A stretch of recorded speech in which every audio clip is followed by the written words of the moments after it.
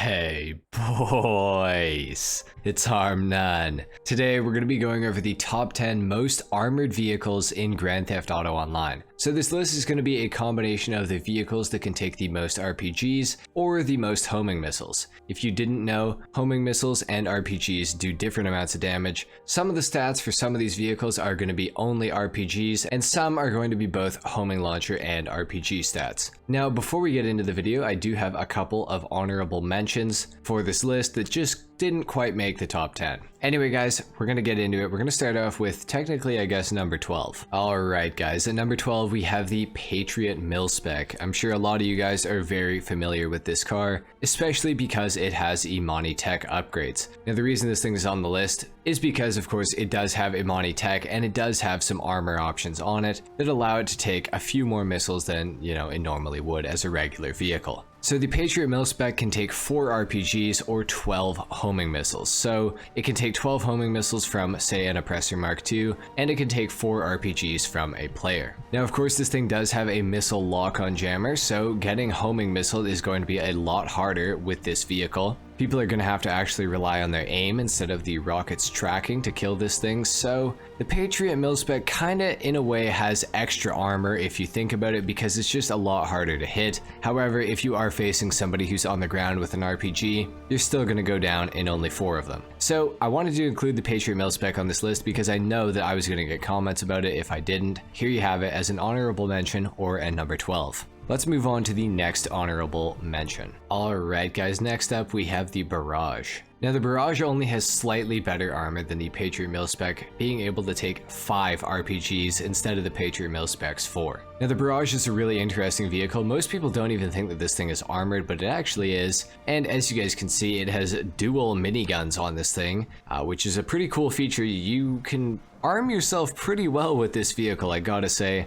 Definitely can defend yourself decently well with it as well. Now, the Barrage is a little bit quicker than the Patriot Mil-Spec in my opinion at least, and in my opinion it also handles a little bit better. However, that's not to say it's a better vehicle. The Imani tech upgrades that you get with the Patriot Mil-Spec are absolutely amazing, so I would definitely say to take the Patriot Mil-Spec over the Barrage. However, the Barrage is still a pretty cool vehicle. Anyway guys, with that being said, let's get into the actual top 10 now. Alright guys, next up we have the APC. Now the APC is a really interesting vehicle in GTA. This thing is actually amphibious. It's got a lot of really cool upgrades as well. Overall, a pretty good offensive vehicle in GTA. As you guys can see what I mean about the amphibious part, it is a swimmable vehicle, if you will. Now the APC can actually take a decent amount of punishment. It can take 8 RPGs and 8 homing rockets. So it's the same for RPGs and homing missiles, which is not a very common occurrence in GTA. Usually it is assumed that homing missiles will do less damage than RPGs. However, for the APC, it is equal. 8 RPGs or 8 homing missiles will take this thing out. So it doesn't have the best armor ever, but it does have some pretty good armament for the players inside, which does allow you to get back at people. So you can kind of defend your vehicle a little bit easier with the APC in comparison to some other vehicles that are going to be on this list. So overall, the APC is still a really good vehicle despite not having the greatest armor in the entire game. Pick one of these things up if you don't have one already. Let's move on to number 9. Alright guys, next up we have the Khanjali. Now the Khanjali is obviously, well, it's a tank, so it's pretty well armed. It's one of the most well armed vehicles in the entire game. Obviously the driver gets access to a railgun turret if you choose that option. If not, it's just a regular tank turret. Still really, really good. The passenger gets access to the 50 cal machine gun that you see on the top of this thing, and then the extra 2 passengers get access to the 2 grenade launchers on the sides. Now the Khanjali actually has identical armor to the APC, however I put it ahead of the APC because I feel like it's just a tiny bit more useful. Definitely better on the offensive side of things. The APC might be a little more useful for traversing water, that's for sure. The Khanjali and the APC both share the exact same armor, so I gave the edge to the Khanjali on the list. Now the Khanjali is a little bit slower than the APC, but it is a little bit more useful like I mentioned. Overall, very, very good vehicle. You guys should definitely pick up a Khanjali if you don't have one. Very good for fighting other players and for fighting NPCs. Alright guys, and number 8 we have the HVY Menacer. Now the Menacer is a pretty interesting vehicle in GTA. It's not as good as some of the other armored and weaponized vehicles that are in its sort of class. However, it is still a pretty good vehicle, I have to say, but it's definitely not my favorite. Now, the Menacer is pretty darn good as far as armor goes. This thing can take 8 RPGs and 23 homing rockets. As well as that, it also has pretty small windows. However, they are right at head level, so if you are fighting somebody, they can shoot you straight through the windows, and it's not going to be a problem at all whatsoever. So the Menacer is not the greatest vehicle for PvP. When it comes to PvP, I don't really recommend even using this thing, but if you like it, if you like the look of it, and you want to use it, of course, feel free to. You are absolutely welcome to. Overall, the Menacer is just not the greatest vehicle ever, but it is still pretty cool. And it only costs $1.8 million, which is not too bad, all things considered. Anyway guys, with that being said, let's move on to number 7. Alright guys, next up at number 7, we of course have the Insurgent. Now the Insurgent is a very solid vehicle, one of my favorites in Grand Theft Auto Online, and as far as I'm concerned, these days the Insurgent is pretty much a classic. It's been out for a long enough time in GTA now, so I feel like most people know about the Insurgent. If you haven't seen one of these by some miracle, it's a very good vehicle. Now the Insurgent is faster than all of the previous vehicles that I have mentioned on this list, and of course it actually has better armor than all of them as well. Now the Insurgent can take 9 RPGs and I would assume at least 9 homing missiles. It was pretty hard to find information about homing missiles with the Insurgent. I believe that it could take up to 23, if not 27, but I'm not going to say for sure. What I do know is that it can take at least 9. Anyway guys, the Insurgent is an absolute steal, coming in at $675,000, and for that price you really cannot go wrong with this vehicle. Definitely one of my favorites in the entire game, and I would highly recommend picking one of these up if you don't have one already. Anyway guys, that is it for number 7. Let's move on to number 6. Alright guys, at number 6 we have the Nightshark. Now the Nightshark is definitely one of the best vehicles in Grand Theft Auto Online. As far as defensive vehicles go, you can't really go wrong with the Nightshark. Now mine is equipped with window plating, which I've always get roasted for, but it's got window plating. I also have one without it. The window plating actually does nothing to protect you inside of it. It just is a cosmetic feature. You can still get shot right through the plating. I know it makes a lot of sense. And what the window plating also does is restricts you from being able to aim your weapons or throw sticky bombs out of the vehicle. Window plating, not a great feature to have, but I personally have it anyway. Now as far as the armor on the Nightshark goes, this thing can take 9 RPGs and 27 homing rockets. Now that is pretty darn good, especially when you couple it with the fact that the Nightshark is the fastest and most well-armored vehicle in the entire game. Now keep in mind, I'm not saying it's the fastest vehicle in the game, and I'm not saying it's the most armored, but it is the fastest vehicle that is the most armored. I know that might be confusing, but trust me, it makes sense. Just listen to it a little bit slower. The Nightshark is a personal favorite of mine. I use this thing almost every single time that I hop into GTA Online to protect myself, and obviously it's pretty convenient being that it is so fast. You can also ram vehicles out of the way if you need to with this thing, although I don't really recommend it because it's not as good as some of the other vehicles at doing that, but it is still a possibility. Anyway guys, that is it for the Nightshark at number 6. Let's move on to number 5. Alright guys, next up at number 5 we have the Half-Track. Now the Half-Track actually has identical armor to the Nightshark in this game,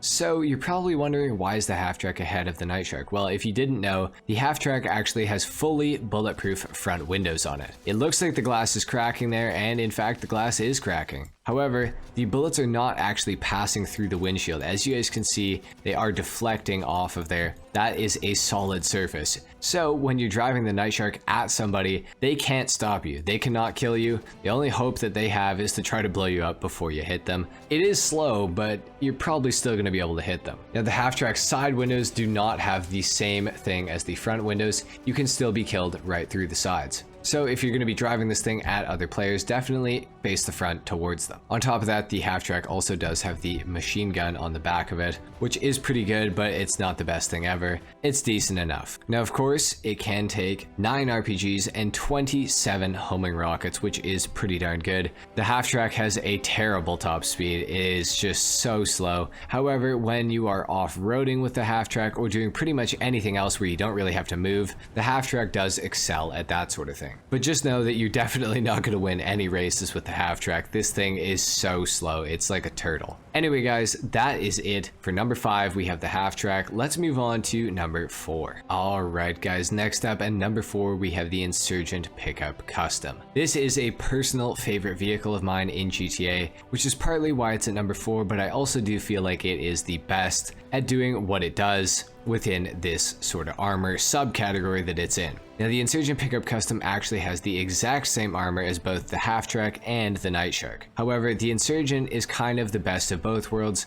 when it comes to those two vehicles. Now, the Insurgent is definitely faster than the half-track, but not quite as fast as the Nightshark. The Insurgent also does not have a fully bulletproof front windshield like the half-track does, but it does have slightly better protection for its occupants than the Nightshark when it is without window plating. The Nightshark without window plating is a complete fishbowl, and not that the window plating does anything, but it just makes you harder to see inside. The Insurgent Pickup Custom is also the same way with its heavy armor plating, which is what I have equipped on this thing. It also makes a better shield for the gunner on the roof of the Insurgent Pickup Custom, so that is also another reason why I have heavy armor equipped, even though it limits your ability to do anything from inside the vehicle to absolutely zero. You can't do anything from inside the vehicle. All you get is unarmed. So not exactly ideal for fighting people solo, but the Insurgent is still good in a few ways. It does have a proximity mine dropper, which the half-track also has as an option. So the Insurgent is a little bit faster than the half-track, and it offers slightly better armor protection in my opinion as far as protecting the occupants goes than the Nightshark. So that is why the Insurgent Pickup Custom is ahead of both of those vehicles on this list. Now, honestly, any of these three are in pretty much any order. They're all really, really good in their own ways. So whichever one you like the best is the one I would advise you to use. For me, it's the Insurgent Pickup Custom, but you might like the Nightshark or the half-track better. Anyway, guys, that is it for number 4. Let's move on to number 3. All right, guys, at number 3, we have the Rune Zaba. Now, this is a vehicle that I probably wouldn't have put on this list if it wasn't to do with armor. The Rune Zaba is interesting. It has an absolutely amazing turning radius, which also in turn makes the vehicle completely undrivable. But nobody's really here to hear about the Zaba's good features. I mean, it is amphibious as well, which is pretty cool, and it is pretty good off-road, but it has such a short wheelbase that it's just not the greatest, maybe. Anyways, regardless of that, the Rune Zaba can take 14 RPGs and 14 homing missiles, so it can take less homing missiles than most of the other vehicles that we've had on this list. However, it can take 14 RPGs, which is pretty exceptional for being a vehicle that you can call out of a garage. Now, obviously, when you're fighting players on the ground, more often than not, you're going to be fighting against an RPG instead of a homing missile. So I feel like the Zaba does deserve to be at number 3 because the RPG seems to be, at least for me, more of a formidable opponent when I'm actually fighting players. So anyway, guys, the Rune Zaba is at number 3. Let's move on to number 2. All right, guys, and next up we have a vehicle that, I'm gonna be honest, I don't really think that anybody is gonna be just whipping this thing around. We of course have the Terrorbyte. Now the Terrorbyte is interesting. It's very well armored, I can tell you that much. It can take 34 homing rockets, this thing, which is pretty incredible. That is a lot of rockets. That's almost 2 full Oppressor Mark II worth of rockets to actually kill this thing, which is, that's pretty darn good. And of course, this is the vehicle that you need to actually customize an Oppressor Mark II in GTA. So if you got a Mark II, chances are you probably have a Terrorbyte as well. Now, the Terrorbyte has never been a vehicle that I have used very much. However, it is a pretty useful vehicle if you know what you're doing with it, which I don't. So there you have it, I guess. Now, the Terrorbyte is not necessarily a vehicle that I'm going to recommend that you guys pick up to be your armored vehicle of choice, because the vehicle at number 1 is better in every single way, and it's a little tiny bit more convenient to drive. I can't lie, the Terrorbyte is of course the second most armored vehicle in the entire game, which is pretty crazy. Anyway, guys, that is pretty much it for number 2 at the Terrorbyte, of course. Let's move on to the number 1 most armored vehicle in GTA Online. Alright, guys, and I'm sure you saw this coming. At number 1, we have the MOC Cab. Now, this is the most armored vehicle in all of Grand Theft Auto Online, taking 67 homing rockets to actually kill, which is pretty crazy, I gotta say. Now, of course, the MOC cab does come with the MOC, which if you don't want to drive the MOC around, you can drop off by pressing H on keyboard, and I would assume something on the D-pad, probably on Xbox and PlayStation. Now, the MOC cab is actually a pretty darn quick vehicle when you don't have the MOC attached to it. As you guys can see, I'm going faster than this Dominator that's on the actual highway. So the MOC cab can kind of fly, I'm not gonna lie. Obviously, taking 67 homing rockets to kill this thing, it's gonna take 3+ oppressors to actually take you out in this thing, which is pretty crazy. Now, the MOC cab does not really offer much protection from the front or from regular gunfire, unfortunately. However, this thing will protect you better than any other vehicle in the entire game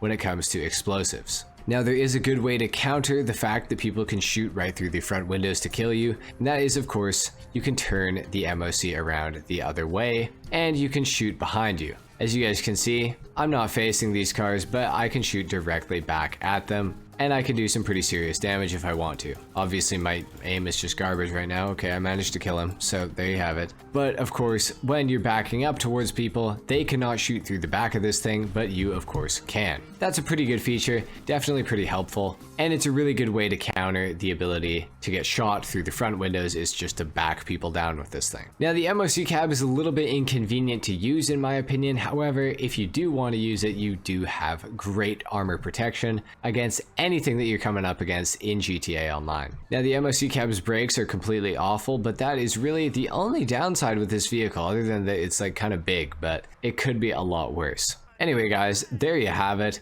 Those are the top 10 most armored vehicles in Grand Theft Auto Online. If you guys enjoyed this video, or if you learned something, a like is of course appreciated, if not dislike. Subscribe if you guys are new, and I will see you all in the next video. Until then, take care. Peace.